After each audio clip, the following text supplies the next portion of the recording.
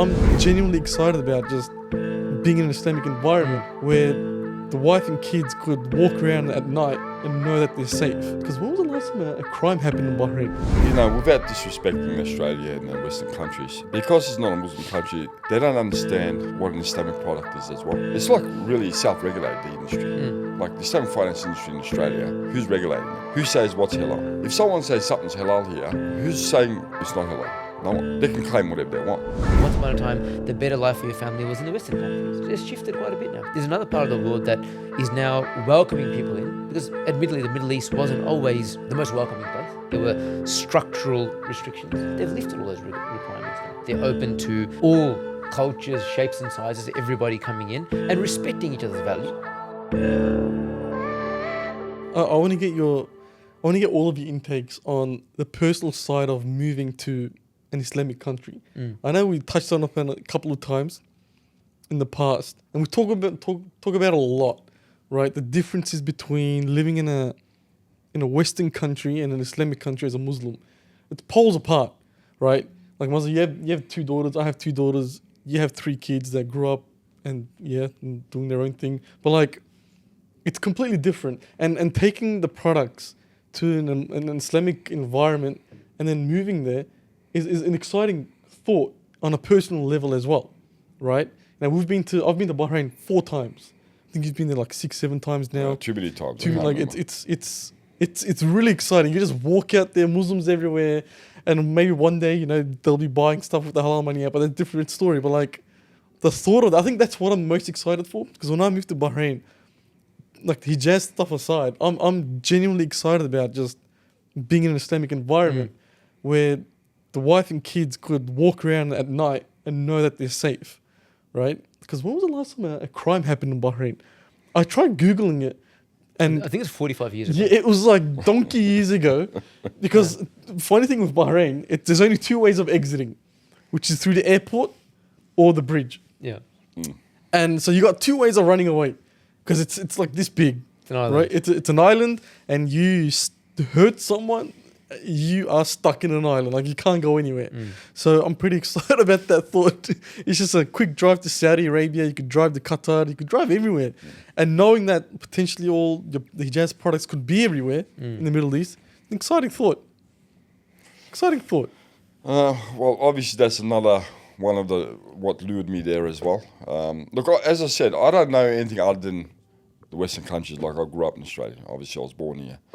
So for me, all the visits I've done to Qatar over the last, 18 months or so, I don't know how many times I've visited it now.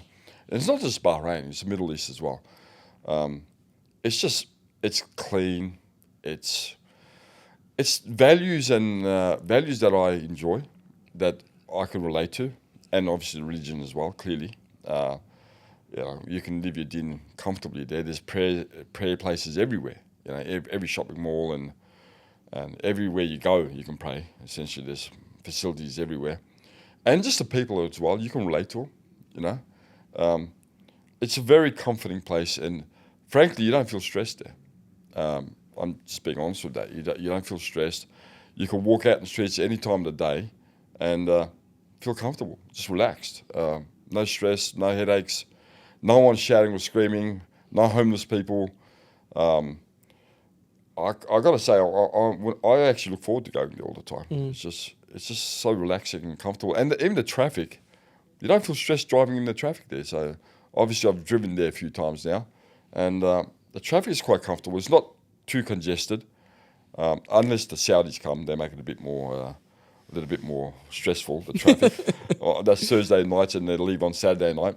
So a couple of days they're there for the weekend for themselves. But a lot of them come down to Bahrain. A lot of them come down to Saudi for their weekends to Bahrain. But other than that, usually the other days, the other 5 days are quite relaxing as far as traffic is concerned. And it's very convenient, to say the least. The convenience levels in Bahrain is up there with the best of them. The convenience of going to Carrefour, which is like the Woolworths Coles equivalent, and there's just halal meat there. Oh, like I live in Airport West, and there is no halal butcher around me, right? and all the Coles and Woolies around me do not have halal meat. Like I need to drive 25 minutes to like Tech or something Yeah. to get halal meat, right? And just the thought of going to your local supermarket in Bahrain or in the Middle East and know that there's halal meat there, just that in itself gives me so much comfort, man. Yeah. Like, as a non-Muslim, like you'd never appreciate that because you're in Australia, you don't eat halal, like you don't care. But as a Muslim, like it's a massive impact it has on your life. Getting the convenience of getting halal is a game changer for us, and I don't Yeah. think a non-Muslim could comprehend that, right? No, it's And true. and it's amazing. It's also amazing to see how many non-Muslims are migrating to the Middle East. Every time we go there, it's just more and more and more. It's like Qatar, like it's amazing to see how many non-Muslims are in Qatar. It's crazy. What was the stat? It's Like 10% is it's Qatari and the rest is Expats. I think out of 3.6 million people in Qatar, there's about 600,000 are Qataris and 3 million are unbelievable. expats. It's crazy. Why do you think, Mazal? Why do you think people are flocking to the Middle East? Because it's a new thing. Like every time I'm scrolling on TikTok now, Yeah. it's just a white guy in Dubai and he's talking about why he's moved to Dubai. Yeah. It's an influx now. I think personally, the reason why a lot of people are moving is a lot of the reason we just discussed right now. People are they're looking for a better quality of life. So in terms of security, opportunity, education, technology, and these countries are now at the absolute forefront of all that kind of stuff. And a lot of people are like, they want traditional values. It doesn't necessarily have to be Islamic values. They just want traditional family values. I think a lot of people, particularly in Western countries, have had a bit of a gutful of a lot of the rhetoric that's being, shoved down people's throats, and a lot of just, politicization of everything. And like, you know what, enough is enough. In those countries, there is no political party. There's a ruling family, there's a natural order to things, and there is a lot of support given to people. You look at the amount of, the healthcare, the education, the infrastructure. Like with Bahrain, for example, they've got the infrastructure to cater for 10 million people, yet their population's 1 million people. You've got 5-lane highways on each side that you can fly through. And I'm like, you only need 2 lanes. Why? You have an extra 3 just for good measure. So everything, there's no bottlenecks. Everything, technology-wise, everything is online structured. And you think Western countries who promote themselves as being the place to be don't have this kind of stuff. Everything's manual, everything's paper-based. And those countries they're hidden gems. And you're right. As more and more Westerners start to realize the opportunities there, they're like, well, what am I doing over here? I might as well go there. It's a better life for my family. Once upon a time, the better life for your family was in the Western countries. That's shifted quite a bit now. People are like, no, you know what? There's another part of the world that is now welcoming people in, because admittedly the Middle East wasn't always the most welcoming place. There were structural restrictions. Like, for example, to open up a business, let's say in Saudi, for example, 20 years ago, you needed to have a domestic partner, you needed to have this, that. They've lifted all those requirements now. Dubai, UAE, the same, Bahrain, the same. So many other countries like that. So they're now open to business. They're open to all cultures, shapes and sizes, everybody coming in and respecting each other's values. You will see a church in Bahrain, but you'll see a mosque there as well. You'll see a synagogue there as well. You'll see other...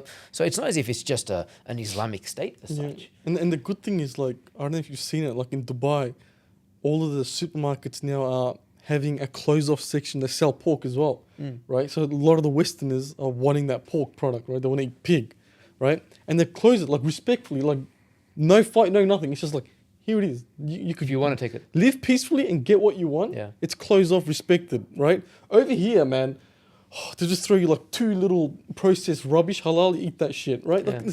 it's a completely different ball game. The amount of respect that goes into people's cultures and in the Middle East, and it's getting better and better, right? As you said, like back in the days, it's completely different. The Middle East, right? A lot more strict, a lot more chaotic. But now it's opened up a lot, man. It's crazy. It's almost like that Western feel, but with the respect and the Values. values. It's pretty impressive. Look, one more thing I'll add on to that is, without disrespecting Australia and the Western countries, because it's not a Muslim country, they don't understand what an Islamic product is as well, be it, halal. It's like really self-regulated, the industry, all right? Like the Islamic finance industry in Australia, who's regulating it? Who says what's halal? If someone says something's halal here, who's saying, no, it's not halal? No one. They can claim whatever they want, Okay, And we're seeing that now. and we're seeing it all the time. In the industry, it's full of sharks. The Islamic finance industry is full of sharks where they can trick their way into the community and say, this is halal super, this is halal investments, this is halal loans, and really it's not, right? But these people cannot come to the Middle East and follow me. So I can go to the Middle East, I can provide my products there with comfort knowing that there's not going to be any sharks coming there and try to replicate what I do and provide haram saying it's halal, like they do in Australia. And that gives me peace of mind. So what does that do? What it shows to me is that, and as I said, not disrespecting the Australian government, but the Australian government disrespects me. I have an enormous amount of talent regarding, and we all have, regarding Islamic finance and investments and super, okay? But the Australian government doesn't know that. They don't know what talents we have, okay? But when we went to Bahrain, you've seen how they embraced us. You've seen what IOFI done with us. You saw what central bank and the government's done with us. How they embraced us and they really wanted us to come. Why? Because they know talent when they see it, okay? So when you're valued as a professional, when you're valued and people actually recognize, or governments recognize that you genuinely have a lot of talent, okay? And we want you to settle here, and they're accommodating that, okay? They accommodate that, saying, you know what, we're going to help you relocate here. We're going to help you build products here. We're going to help you distribute here, okay? Then you feel valued. You say, you know what, finally, we have a government and region that actually knows what we do. Because in Australia, you have people with zero talent selling Islamic products, and they're on par with me as far as the Australian government's concerned. Saying, oh yeah, well, they're Islamic finance product providers, and they're the same, and they're the same. We're not the same. But the Middle East doesn't do that. Even if the Middle East, there are multi-billion-dollar corporations that are not Islamic. There's non-Islamic banks right. there, non-Islamic investment managers there that are respected on a government level. Yeah. Over here, you cannot penetrate it. They're completely blocked it off. It's almost like Muslims, whatever religion you are, they don't give a shit about you in Australia. It has to be our way or piss off. Even in the media space, when we deal with our PR agency all the time, they refuse to do anything Islamic related.